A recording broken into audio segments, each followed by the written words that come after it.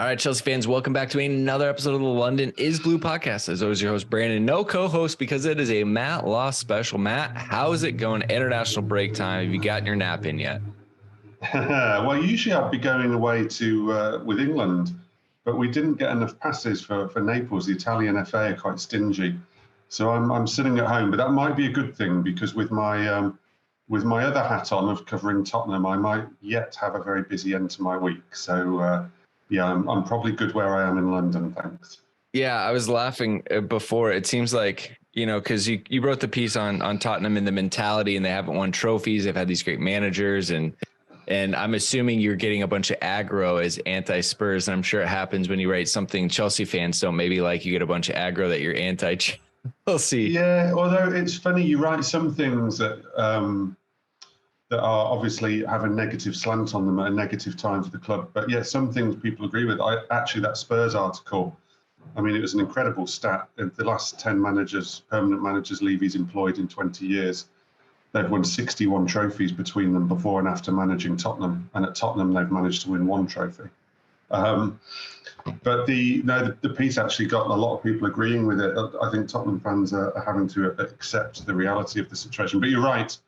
When I'm deemed to write what fans call anti-pieces, which are usually just sort of pieces when things aren't going very well, I do get accused of being a fan of both clubs and don't often get accused of being a fan of Hitler, which is obviously not true. The irony.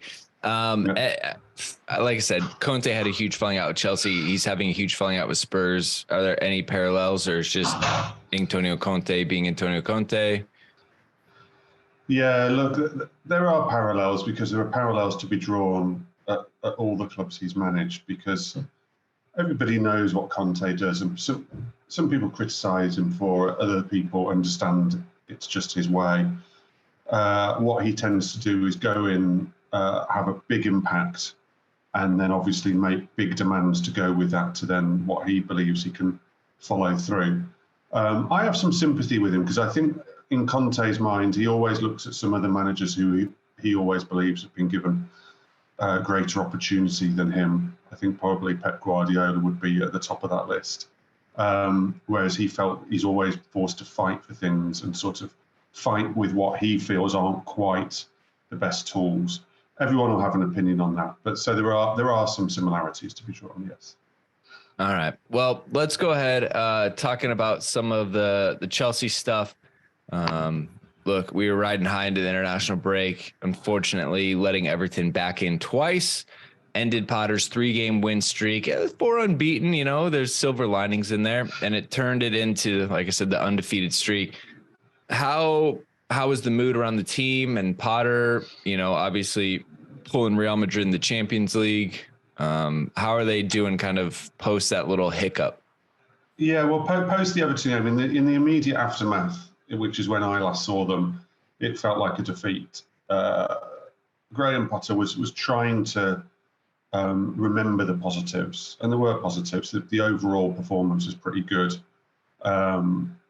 Again, the shape looked better and things like that, and certain players are starting to look more at home in their positions and things, and some players are looking fitter. So there were positives.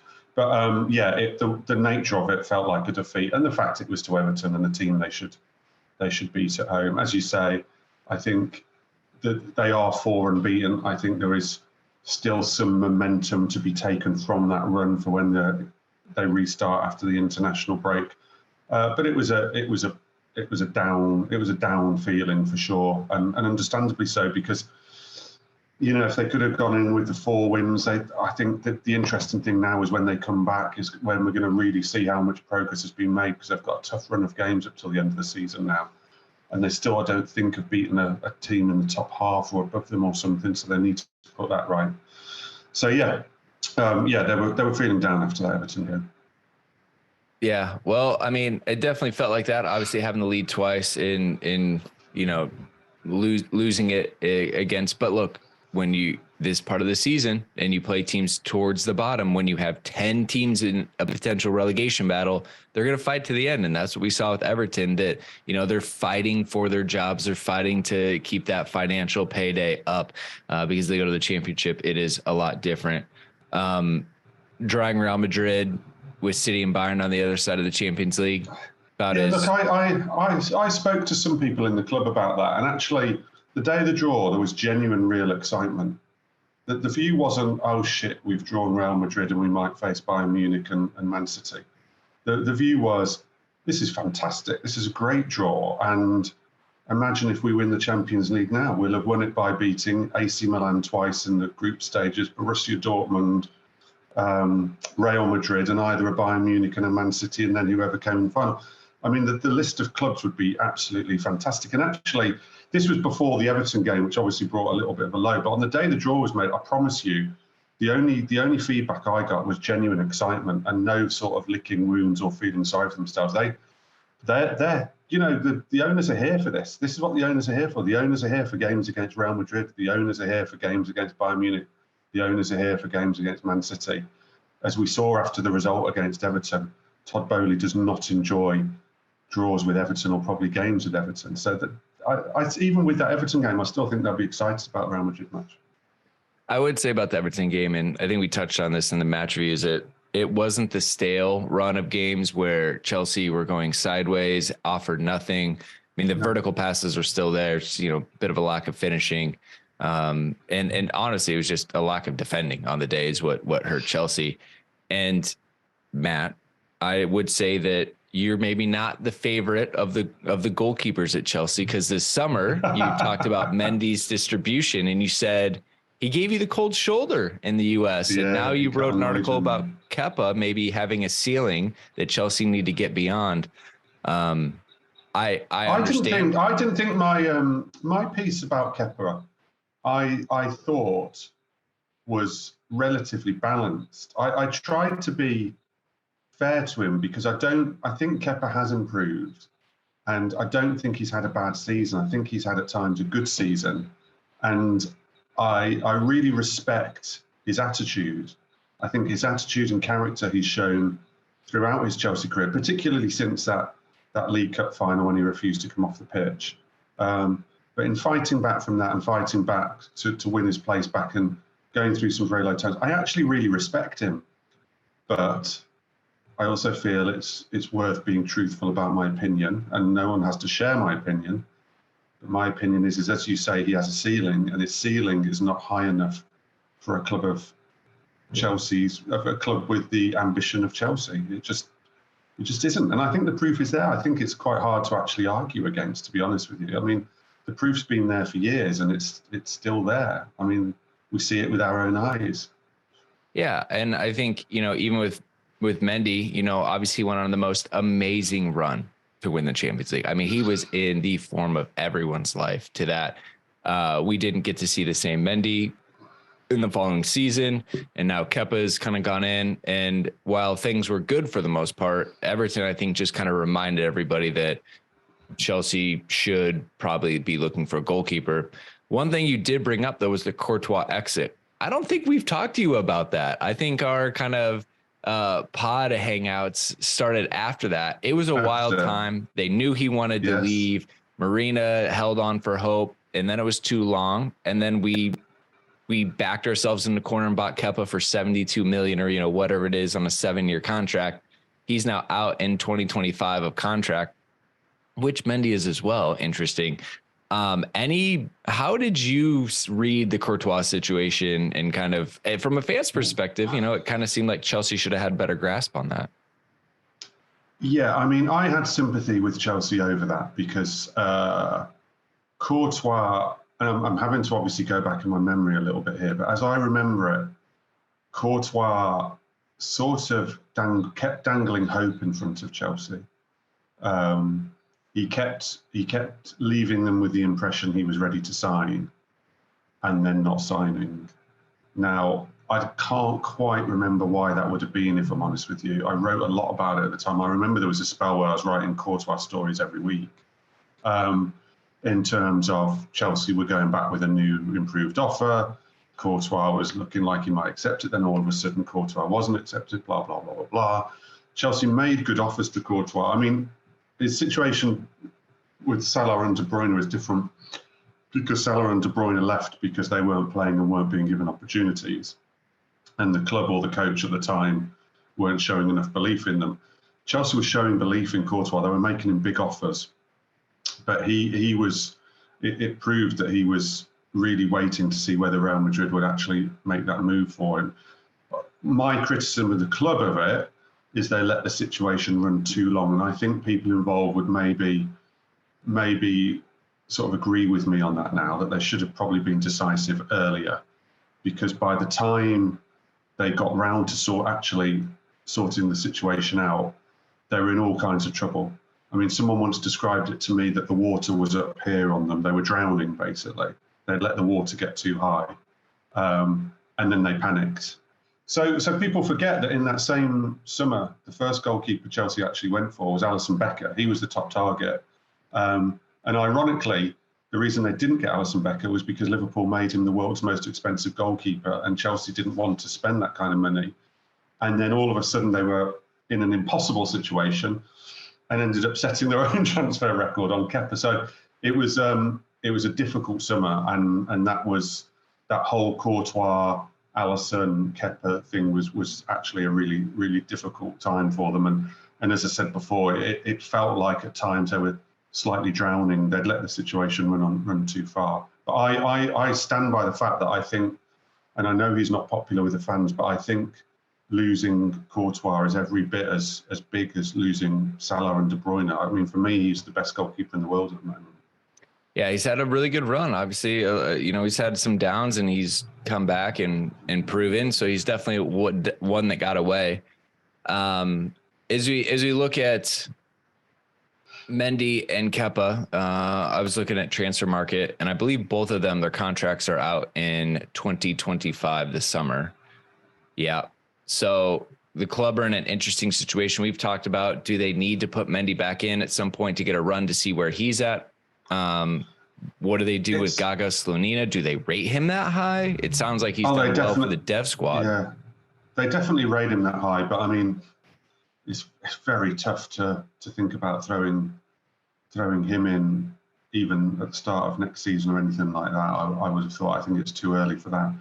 The Mendy situation is really interesting. I mean, I wrote in the piece that it'd be interesting to see now whether he gets another look at before the end of the season, because what we all struggle with Mendy is to know whether the Champions League season is really him, or whether that was just like you described it before, some sort of exceptional, incredible run that he'll never be able to replicate in terms of his form. And we don't quite know that yet, because you can't really say it's not based on one dip in his form. You need to see whether he can come back. But because of his contract situation, because of things the way have gone on Mendy, I haven't had said this to me explicitly, but there just feels like a negativity around him, like it's only really heading one way with Mendy. That can change. I think they definitely need a new goalkeeper in the summer. And as I wrote in the piece, I don't think the time is to try and fudge it with someone who might just challenge Kepa and who might come in and be someone where they, we've heard about having two number ones before and things like that. They need to sign a number one. And signing a number one doesn't necessarily mean spending another £70 million. We've seen Arsenal got a number one in Aaron Ramsdale for cheaper. There are goalkeepers out there, the goalkeeper's a position where you can find a number one for not the world record types of sums. But I think they need to go and get confident there in one, because I don't think, I mean, people might argue on Tottenham with Lloris, but I don't think there's a club in the top half of the Premier League who would take Kepa. And I don't think, I mean, my own club, Villa, are one place below Chelsea. We wouldn't take Kepa over Emiliano Martinez, no chance. There might not really be any other clubs that would even take Kepa, to be honest with you. I mean, that's, and I'm not really trying to be disrespectful to him. He's an okay goalkeeper, he's a good, okay goalkeeper, but no one's going to rush out to swap their goalkeeper for him. Yeah, and that's the situation we find ourselves in. So, look, I want to make sure we had a goalkeeper conversation. I thought it'd be interesting. But yeah, also, they're gonna have to see. I'm gonna circle back with Phil on Gaga and kind of see what he thinks. It seems like Gaga's traveling more. It seems like he's with the first team pretty regularly now. So there's clearly been an elevation in his status within the team. Clearly, and he's clearly someone they want around the first team squad and when teams do that, it's very clear that there's a progression and a future planning going on. But it would be absolutely remarkable to see him sort of given an actual first team chance yet. Maybe next season in the Cups or something, I don't know. But it's even so, what is he, 19? Something like that? I think so, yeah. I mean, yeah. Yeah, I mean, it would be pretty unprecedented for a goalkeeper who's come from overseas at that age too, and a huge risk. And as I say, if you look through the history of the teams who've done well, and the new managers who have come into clubs and done well, they've all gone and signed what they feel is a number one goalkeeper. They've all done it. Arteta's done it. Pep did it. Pep actually got through a couple. Klopp obviously did it. It just feels like you have to do that. If you're going to get to your ambitions, that's what you have to do. Such an important, I mean, I don't need to tell you, I'm preaching to the converted here, but it is, people talk about strikers, but goalkeeper is the most important position. Yeah, Gaga or Gabriel is still 18 until May. So 18, he's been a starter in the MLS as a 17-year-old. Yeah. So he's got time. That's good. All right, I'm going to hit our first ad break when we get back. I got a question about Kante. One other thing about the international break and then summer plans. So thank you to the sponsors, and we'll be right back. All right, Kante didn't come in against Everton. I think as a group, we kind of went back and forth. Yeah, it would have been a big boost to the team, but at the same time, Everton like to kick you. Would it be worth losing him again, potentially over 20 minutes against Everton? So how is Kante looking? How do we think he's doing? Will we see him right away after the break, you think? Well, this is a big week for Kante. We talked about it with Potter afterwards. I think he said his training was going to be Monday, Tuesday, Thursday, Friday, and a behind closed doors game towards the end of the week, probably internal, but maybe external in terms of a team coming in. I think they'll keep it internal though, because they want to be sure that no one does anything silly with him. But this week, funnily enough, we were talking a lot about international break with Potter, and he said, I only really have about 4 players. One of them is Kante, and it gives them a week of work with Kante with a behind closed doors game. It feels like a really, really important week or so for Kante, and you would definitely hope that by the time they then come back, he's ready to be on the pitch, whether probably in terms of coming on as a substitute with the idea of getting up to speed in time for that Real Madrid match to maybe start, I'd imagine. But yeah, I suspect my reading of him being on the bench for the Everton game was he was there to potentially come on in a scenario where the game was sort of finished. Had Chelsea been leading by a couple of goals and the game really petering out, I think we might have seen Kante on for 5 or 10 minutes to give him a lift, to give the crowd a lift. But with the game so finely poised and, as you said, Everton fighting so hard, it wasn't the game to take a risk. And I know there are a lot of frustrations out there of if we'd have brought him on with 5 minutes, it'd have brought the crowd up, it'd have just got them over the line. But I mean, and it might have done, but as if but some maybes, and it's slightly fantasy land talk. I mean, the guy's had that bad of injury problems, you can't take a risk on him. So I understood why, and like I said, I thought he was probably only on the bench in the scenario to get on if the game was actually done and dusted. Right. So talk about the closed doors match. Not a lot of people around, so they'll kind of source it amongst themselves just a little bit easier. I mean, are those easy to organize in general? Just because you have lower level teams that don't have nearly as many players away? Is that kind of how it works? You find someone who's local-ish in the region, so it's an easy travel? Yeah, things like that. Obviously, all the coaches have their sort of mates at different clubs and things like that as well. And that's right. Whether they even just take a few from their own development squad and try to do it that way and then supplement it. Who knows? But there are loads of ways around it and loads of ways to approach it. And it was clear that Graham knew what they were going to do, but didn't quite want to give us that detail. But the big thing being he will actually play a match this week, which will be his first match of any description since August. It's interesting as well because it's also very clear that they're being super careful on injuries these days. Super careful. I mean, I know Mount thought he was physically fit to play against Leicester, and yet the club didn't want to take a risk. There was a point in last week where the feeling was that Mount would been physically fit to report with England, hence he got called up by England. And yet again, having done a scan on him, the club again, no, we don't want to risk a setback. They've been way more careful than they've ever been in the past, that's for sure. Well, Conte, contract extension, any updates? Look, I keep hearing that everything's very positive, that it's on the verge of being agreed, if not already verbally agreed. I think it's a case of timing now, to be honest with you, of when they want to actually finish it off and announce it. I keep getting told there's no problems. I keep getting told, yeah, everyone's very positive. It's all there. It's all pretty much done. So let's hope that still is the case. Do you think the club want to see him play again, or they're not worried about that? Could be that. It could be that. I mean, clubs have all kinds of ways. I mean, some clubs like to announce these things at a time when a player achieves something, and they do it around the achievement.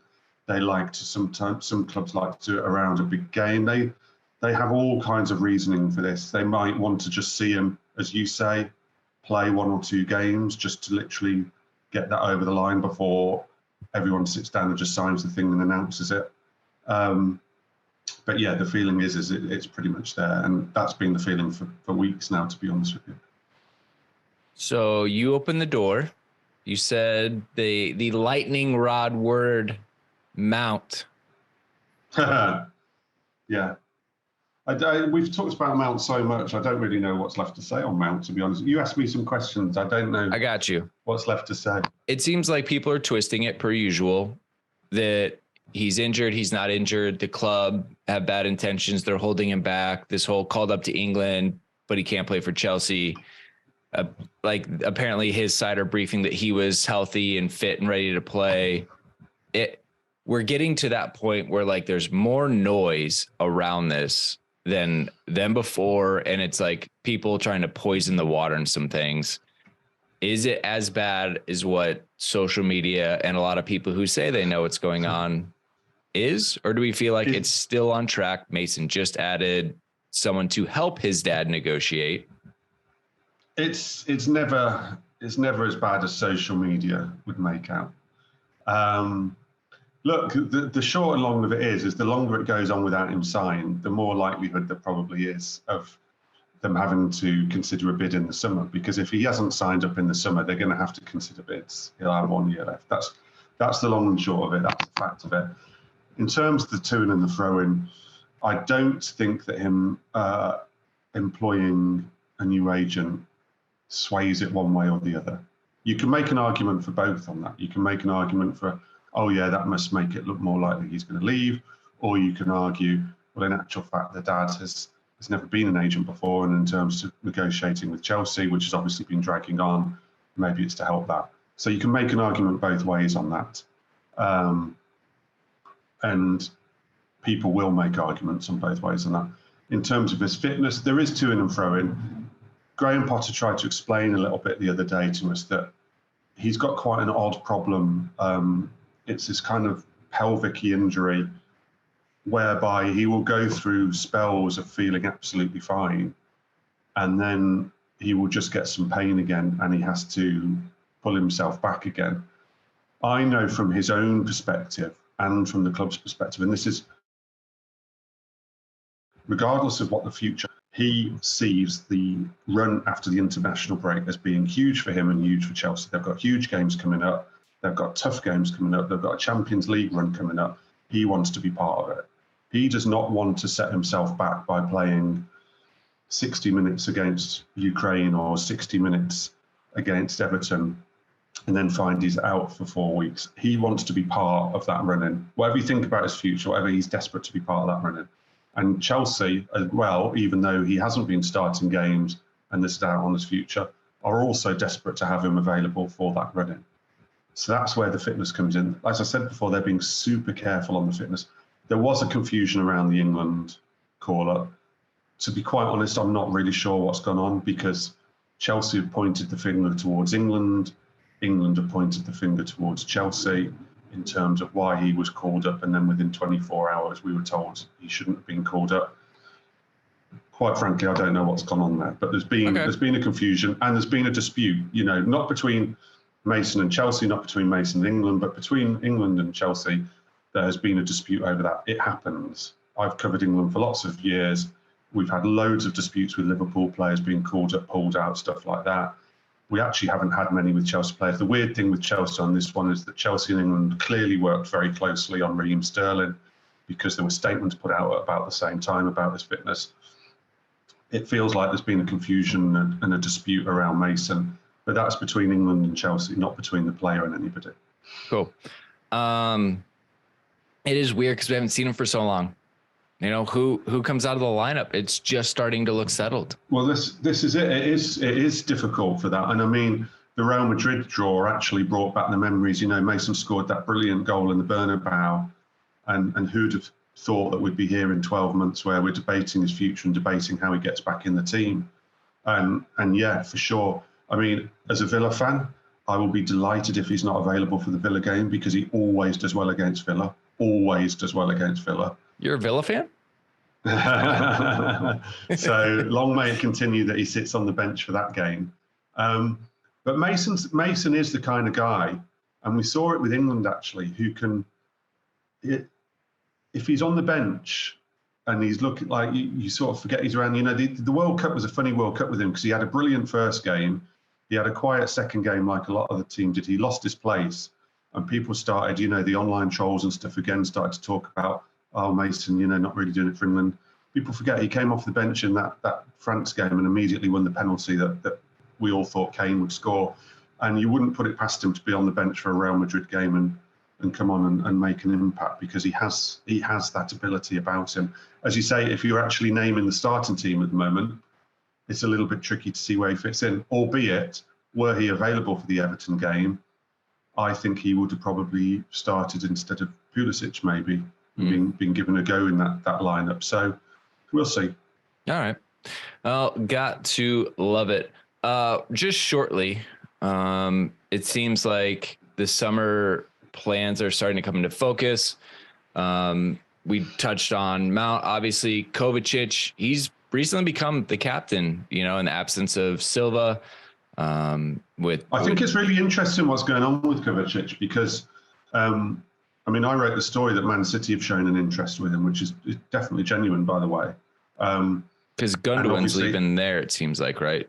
Yeah, and Bernardo Silva might leave as well. Yeah. So even if they sign Bellingham, there's every chance they'll sign more than one midfielder. And clearly, if they sign Bellingham, the other midfielder they sign isn't going to be a huge money signing, you wouldn't have thought. Pep has a historical like of Kovacic. He's tried to sign him for City before. He came on the pitch when he played against them in the January, I think it was, when he had a very good game against them in the league. Pep made a beeline for Kovacic on the pitch, which he does tend to do with transfer targets. And there's a genuine interest there, and there's not been any sign that he's renewing at the moment. But since then, since all this has been going on, Graham Potter's been quite clever. He's made him captain, and he's kind of he's given a very clear sign to Kovacic, no matter what's happening, you're my guy. We've had players leave, you're my guy. I want to put the responsibility on you. You're my captain. I think Kovacic has responded really well with a lot of his performances. I think his performances of late have been good. He looks fitter than he's looked in a while to me. He looks in good shape. And it's just an interesting situation with Kovacic at the moment, because I really think Potter has tried to give him the sign from his point of view that he wants him to stay and that he wants to put trust and faith in him and give him a big role. It's whether he still sees himself as part of that Chelsea fabric, and whether there's the offer there that would satisfy him. But yeah, he's been good lately, and I think it's interesting that he's had the captain's armband. He has done so well, especially Dortmund, in that one we were there, we saw it. He ran and put in the effort. My only concern with coming up on 12 months left is like, it's almost a little too late. Like, the injuries are always a concern. Like, is he really going to turn the corner from that? But he is in a really good form. Like, I will never not take a happy Kovacic. He's such a great guy to have around when things are going for him. So Zakaria, it seems like the club maybe have already kind of put cold water on this of him staying. Yeah, I'd be surprised if he stayed. I mean, I haven't actually asked specifically, so I don't. This is me and my opinion rather than any information. But I'd be surprised. He had a little run where his role seemed to increase, but that's dropped back down again. Yeah, I don't really see why they would go and buy him. He's been an okay loan signing. He's fulfilled he's kind of done what he was there for to make up the numbers and come in. And he's probably done better than a lot of people expected, actually. Well, after not seeing him for almost 3 months. Well, this is it. Yeah, this is it. I mean, it's very, very clear that Thomas Tuchel wasn't on board with that signing. But he's done fine. And the loan will have worked for him either way, because I think he will come out of this loan with his reputation enhanced. If he doesn't move to Chelsea, he will get a move out of it. Juventus will do well out of the loan because they will be able to sell him maybe to a Premier League club, because Premier League clubs will have seen him over here. So I think the loan wins. I would be very, very surprised if Chelsea signed him, and I don't think it'd be the right thing to do. Yeah, well, especially with, anyways, yeah. Joao Felix. We're also trying to figure him out as well, right? He finally got his goal. So we're done hitting off the post and out. Apparently we've graduated hitting the post and going in.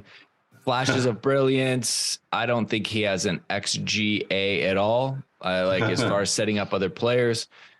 He's missed a boatload of chances, but he's also created and scored some chances. So I think, especially with the price tag that might be attached to him, I think a lot of Chelsea fans are just hoping to squeeze as much juice out of him as we can right now, but very much on the fence.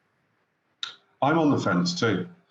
I'm on the fence. I mean, if we'd have had this discussion before the Everton game, I might have said not to, because my complaint would have been that for all the wonderful footwork and work, that I wasn't seeing the end product. Like you say, I wasn't seeing the assists, and there was only the one goal then.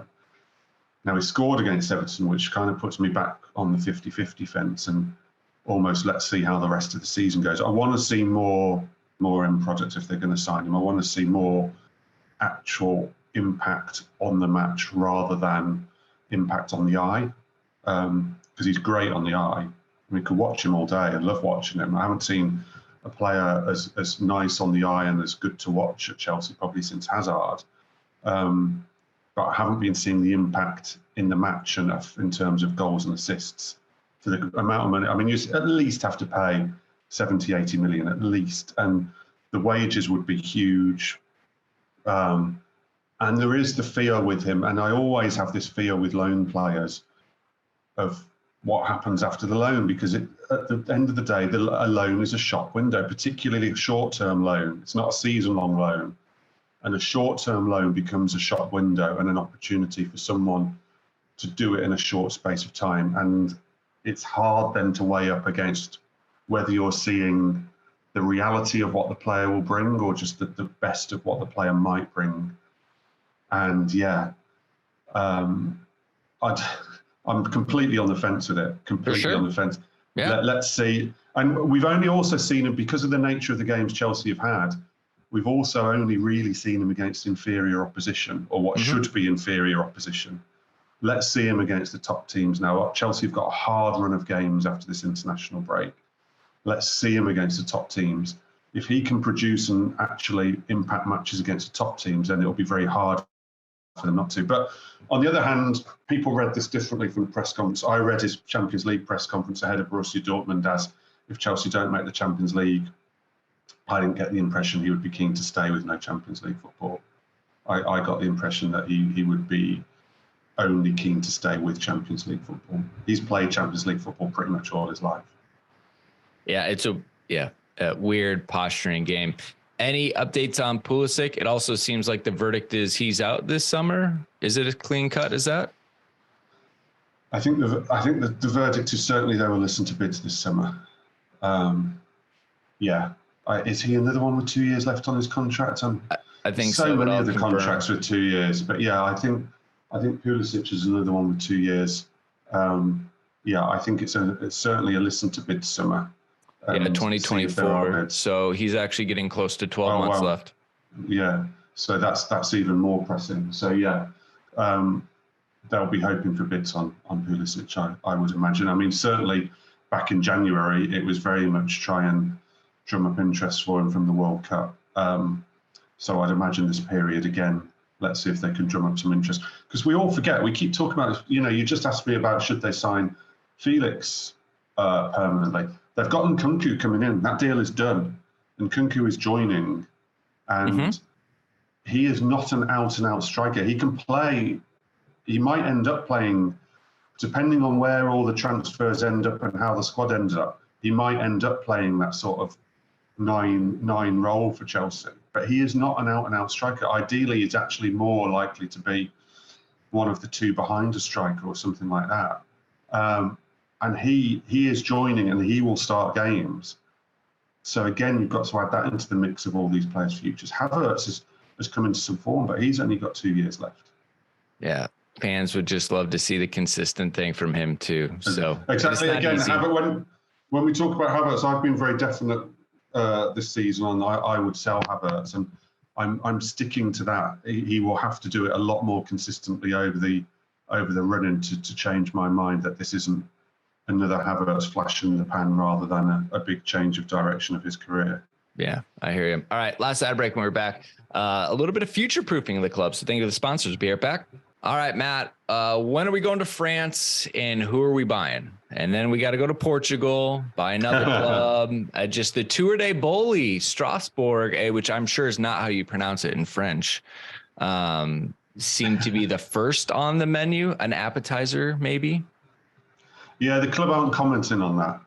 I mean, a few of us have taken that to the club, and they're not offering any comment or guidance either way, which would suggest to me there are things happening in the background, but they are refusing to comment on it completely. We know that France is one of the regions they want. We know that Portugal is one of the regions they definitely really want. And we know that probably South America will be another region they want. I don't think Belgium is high on the list at the moment. So yeah, they've got competition though. I mean, a lot of these clubs, Villa have just bought a Portuguese club. Villa bought Vitória. Newcastle are going to buy probably a French and a Portuguese club. I'm uncomfortable with it. I don't think it's great for football if we're going to have every top half Premier League club owning 3 or 4 different European clubs. And now the door is being opened for the rules to be relaxed on the ownership around playing in the same competitions, which does make me uncomfortable. But it's whether I like it or don't like it doesn't really matter because it's the way that football is going, clearly. And yeah, they're going to do it. They're going to do it. It might take. I've always been told it will probably take a little bit of time. It's not something that's going to happen immediately. But it's there and it's happening. And it would suggest that they're in talks with Strasbourg without the comment. I think they've had a bid for a Portuguese team turned down. No doubt there'll be another Portuguese team comes up, and there'll be stuff we don't know about with those clubs as well. This just goes back to the never-ending list. Like, what in the world, when they put in that bid and they did that 100-day review, I would have left there like fried. I would have put in my resignation, been like, Todd, you are doing too much. I'm out. Like, we think of everything they've done. You think of all the signings that have happened, all the changes in front of the camera and behind the camera. And we haven't even gotten to the stadium yet. And now they're potentially acquiring clubs with this. Well, the groundsman's just gone. I mean, the rate of change is remarkable. I mean, there is an argument that it's too much too quickly because obviously changing that much so quickly brings about its own challenges and problems. And there's definitely an argument on that. But then the counter argument is they want to do it their way. And if they start doing it as quick as possible, then they will reap the rewards quicker than before. But I'm with you. I mean, I've said to people around the club, I've said, I don't know how you guys sleep. I don't know when you sleep. I don't know how you try and juggle everything. I do not know where you find the hours in the day for all this. I do not know where you find the people who have got the headspace to have one huge project going on here and another huge project going on here. I would find it dizzyingly difficult to keep on top of.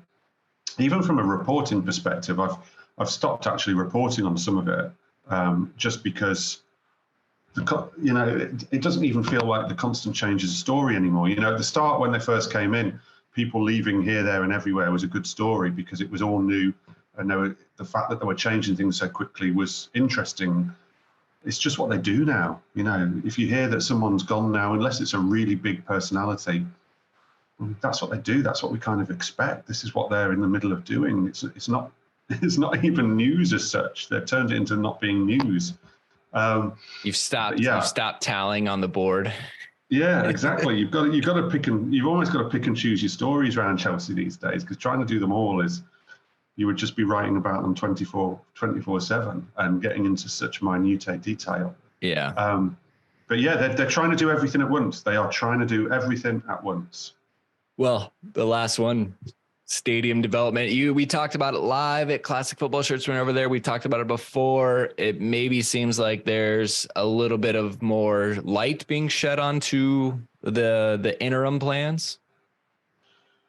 Look, the big thing, I think, the big next development we are waiting to find out, which I think, where are we on this month? 22nd. Maybe it won't be this month, but in the next few weeks, we should find out whether they've got the Stoll site, the site next to Stamford Bridge. I said on the live podcast that I think they've already got preferred bidder status. Stoll deny that. I think Chelsea's pretty much got it, to be honest with you, but we're waiting for confirmation. That will be the next big development on the stadium plans, because if and when they get that confirmed, that points very much in the direction of knocking down the stadium on the current site and rebuilding on the current site. It gives them the scope to do what they want to do on that site. If they can't get the Stoll site, then maybe they can't do what they want to do on that site. So the Stoll thing's massive. If and when they get the Stoll, things might start to develop a bit more in one direction. In terms of the interim plans, in what they would do, I don't think we are any clearer. I think we always knew that, basically Fulham and Wembley are the two most likely options. You could combine Fulham and Wembley. You can play your league matches at Fulham and your Champions League and your Category A at Wembley, so that people aren't having to go to Wembley every week. I spoke to someone quite prominent among the supporters about this the other week, just having a chat, and I said, who was adamant they didn't want to go to Wembley. But when I said to them, well, what about if basically all the Premier League games are at Fulham and the Champions League's at Wembley, and maybe the odd game at Wembley where they really feel that they need a big stadium? I actually said they could probably swallow that. So maybe that is the halfway house that people can accept. I think, quite understandably, the regulars want to know that for 70% of the season, at least, that they'll be going, worst case scenario, down the road to Fulham and not travelling all the way to Wembley and playing in a 3/4 full stadium. Yeah. And I know, look, traveling for American sports and UK sports is different, but I will say that going from Southwest London to Selhurst Park was a pain.